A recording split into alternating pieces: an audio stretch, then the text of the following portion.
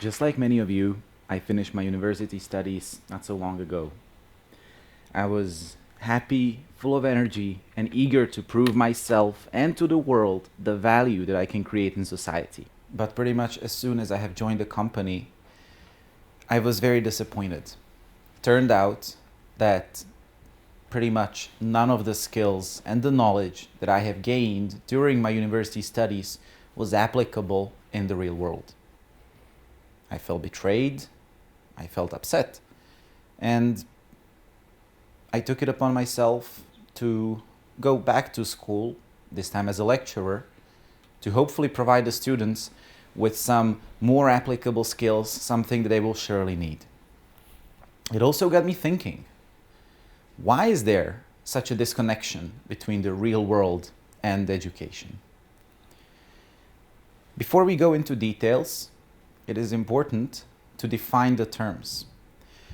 While the real world can be essentially understood as everything apart from education, education itself is a bit harder to define. So let me bore you with the definition for a minute. Education is a structured system of facilitating the acquisition of knowledge, skills, values, beliefs, and habits. Now notice the last three: values, beliefs, and habits. While we all understand intrinsically that when you go to school you will learn how to spell or that you will learn how to integrate, we also learn that hard work pays off. We learn to get up in the morning every day, and we learn that you should do unto others as you would have them do unto you. Why is there such a disconnection? If there is such a big difference, who came up with this system? Why is it set up this way? Why does education work the way it does? And it turns out that the educational system as we know it is not something that has been painstakingly constructed by the foremost experts. It is something that we have inherited. So to truly understand education, we must look at its history. So let us go back a few 1,000 years to the hunter and gatherer times. In those days, work was very skill intensive, very knowledge intensive, but it was not so labor intensive. You had to know how to throw a spear, you had to know which berries to pick, but you did not need to do this for the whole day. In fact, you would kill a large animal, bring it back to the tribe, and they would be taken care of for at least a few days. In those times, also, there was no distinction between work and fun, because work was fun, and children would have fun and they would play and they would imitate what their parents do. They would learn how to do their work this way. You can, for example, think of lion cubs play fighting. Yes, they are having fun, but they are at the same time learning a very useful skill which they will need later in life. Then times have changed, and we have come to the agricultural era, where suddenly work was no longer so skill intensive or so knowledge intensive. After all, you did not need to worry about 50 different berries if you only had the one that you were growing, but it became very labor intensive. You had to work hard every day. People would slave away, sometimes quite literally, in the fields, and they brought their children alongside to help. Moreover, the qualities which were required before, which were seen as virtues, that is, creativity or willfulness, became problematic. The most important quality would be obedience. An obedient child was a good child, the same way that an obedient person was a good person, and who would not be obedient would be severely punished. This system was in place for hundreds of years, essentially up until the industrial era. People would no longer work the entire day in a field. Now they would be working the whole day at a factory. With the changing nature of work have changed the requirements. People needed knowledge. People needed to know how to do the work. And in order to combat this need for knowledge, most states have begun implementing universal education, where the state would take away the child from their parents, from their employment, and try to impart in them the knowledge that they will need. In those times, however, when the system was being set up, the states did not just think about the knowledge which would be required in the future. They have essentially tried to indoctrinate the children into becoming a good citizen in the future. Now, if you want to indoctrinate someone, how will you do it? You'll force them to memorize long passages without understanding. You would test them on their memory, how they did. You would punish them severely if they did not perform as expected, and then you would make them do this whole thing all over again. Now, does this sound familiar? Today, the times have changed. We no longer use physical punishment in schools, but at the same time, the school curriculum has expanded tremendously. While adults spend 8-9 hours a day in the office, children spend 6 hours a day in school for decades. Work is no longer fun, but school is neither. In fact, school is seen as children's work, as something to prepare you for the future. So while the adults are sitting in the office for 8 hours, bored out of their mind, children are sitting in the classrooms for 6 hours, bored out of their mind. In this way, school teaches them that it is okay. Now, is this system really useful? Is this really going to provide you with the knowledge that you need? Well, let me ask you, do you do what you have studied? I know that I don't, not really. And why is this? Well, how can school prepare you for something that you will need 20 years from now? How can we predict which jobs will be required in the future? The answer is simple. We can't. In fact, look at the number of managers over the last 100 years. 100 years ago, there were maybe 6% of managers or proprietors or officials. Today, the number is somewhere around 14. Yet let me ask you, 50 years ago, who would have heard of a business school? 20 years ago, who would have heard of an entrepreneurship course? No one. Every mother is overjoyed when her daughter tells her, "Mom, when I grow up, I want to be a doctor." Yet consider the proportion of doctors in today's society. It is, and it has been the same for the last 100 years, around 0.5%.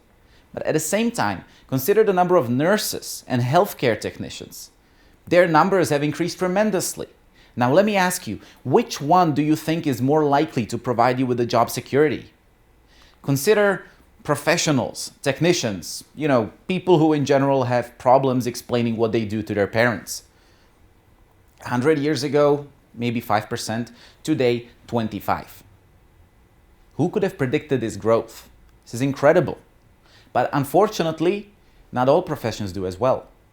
In the 1920s, if you thought that going into agriculture would have been a great idea, provide you with a job security, you would be considered smart.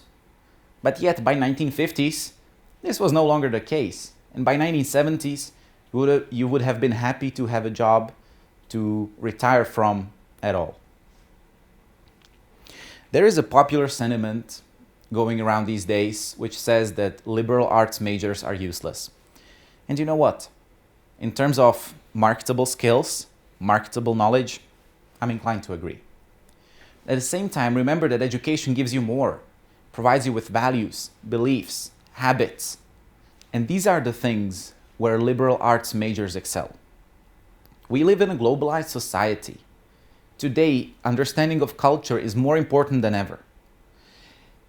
An American person might need to understand that their Indian colleague has a different set of values. A German needs to understand that being on time means something different in Italy. But this cultural understanding is not something which you will learn in a trade school. I'm speaking from experience when I say that technical skills are easy to pick up. 3 years ago, I did not know a thing about Excel, but today I teach it. 2 years ago, if you told me I'd be programming, I would have laughed. But today, I create solutions which are useful to the client and which they pay good money for. However, it took me 5 years of education of business, economics, and international studies to become the person I am today. Do I know all the answers? No, but I know how to ask the right questions. Don't believe me?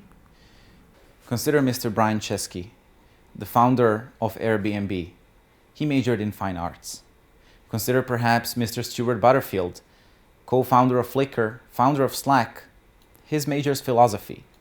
Consider Ms. Susan Wojcicki, current CEO of YouTube, one of the first employees of Google. Her major is history and literature. And of course, we have Mr. Jack Ma, the founder of Alibaba, perhaps the second largest online marketplace in the world, internet evangelist in China. His major was simply English language. Now that we know that the qualities which create for a good business person are not something that university will provide, we can ask ourselves, why do we need university education at all? How come that still at any job ad it says at least some college required? Michael Spence, world-renowned economist, Nobel Prize laureate, has answered this question for us. He came up with the signaling theory in the 1970s, and not to bore you with the details, but he essentially said that the value of university education is not in the skills and the knowledge that you gain. It tells a lot about you as a person. You prove that you are smart enough to get into the university. You prove that you're not going to give up halfway because you did not drop out of the university, and it shows that you're able to work hard enough and do independent research to finish the university. Can we then say that university education will ensure success in life? Well, the answer is yes, but not in the way that you might think. University education provides you, besides the actual knowledge, with many learning experiences that you might not be able to get otherwise. It teaches you to think in a productive way. It provides you with many social experiences that you probably would not have had otherwise. And it broadens your horizons so that you see what is beyond your little town where you came from. Success is not determined by your GPA. Success is determined by your intelligence, by your emotional intelligence, by your perseverance, and by your grit. And all of these can be learned in a university. However, you have to go out and get it. You have to remember that you are in control. You have to want to learn to learn. And once you want this, nothing can stop you. Not today. Frank Zappa once famously said, if you want to get laid, go to college. If you want education, go to library. Let me follow this up with a little addition of my own. If you want to learn something today, go to the internet. There are numerous applications, websites, platforms, which have been developed in conjunction with today's research about education, which make your education experience much, much better than a standard lecture type setting. You have applications that teach you language and reward you for taking the time every day to practice for 10 minutes. You have entire platforms where you can go and zoom in on the one skill, on the one bit of knowledge that you want and learn it. You do not have to go through hundreds of books as you did before. You have entire platforms dedicated to providing you with information on demand. No longer do you need to go through hundreds of books hoping one of them might have the answer. Now you can just go out there, get it, learn it, and continue on with your life. And if you are a fan of university lectures, today you can get top grade recordings with the notes completely for free. Now, I may not know a lot, but I do know one thing, and again, I speak from experience. If you're currently studying, get a job. If you're working, consider going back to school. My educational experience has been incredibly improved the moment I started working, because I was able to recognize the skills that I can learn in university, and I was able to differentiate the knowledge which might be useful one day from the knowledge that I just need to pass the test. Most importantly, remember, it is up to you. You have to decide what you want to learn, and you have to go out there and get it. Thank you.